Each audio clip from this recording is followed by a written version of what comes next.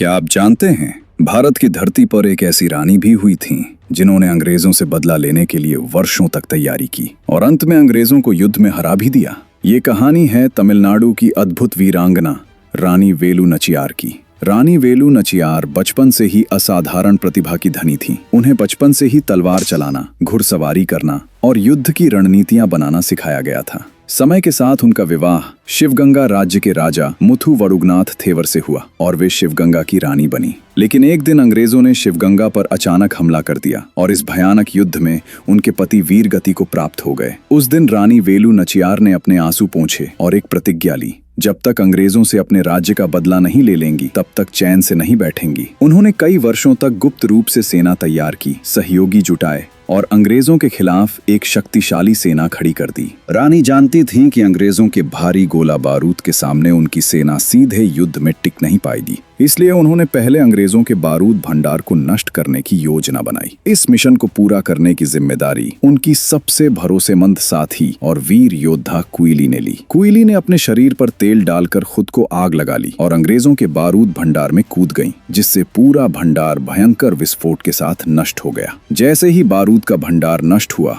रानी वेलु नचियार ने अपनी सेना के साथ अंग्रेजों पर हमला कर दिया। युद्ध इतना भयंकर था कि रानी एक एक करके अंग्रेज सैनिकों को परास्त करने लगी। उन्हें देखकर ऐसा लग रहा था मानो स्वयं मां दुर्गा युद्ध भूमि में उतर आई हों। उनकी सेना अंग्रेजों पर भारी पड़ने लगी और आखिरकार अंग्रेजों को अपनी जान बचाकर भागना पड़ा। इस तरह रानी वेलु नचियार भारत की पहली ऐसी रानी बनी जिन्होंने अंग्रेजों के खिलाफ युद्ध जीतकर शिवगंगा राज्य को फिर से हासिल किया और इतिहास में अपना नाम अमर कर दिया। उनकी वीरता हमें सिखाती है कि साहस, धैर्य और दृढ़ संकल्प से सबसे शक्तिशाली दुश्मन को भी हराया जा सकता है।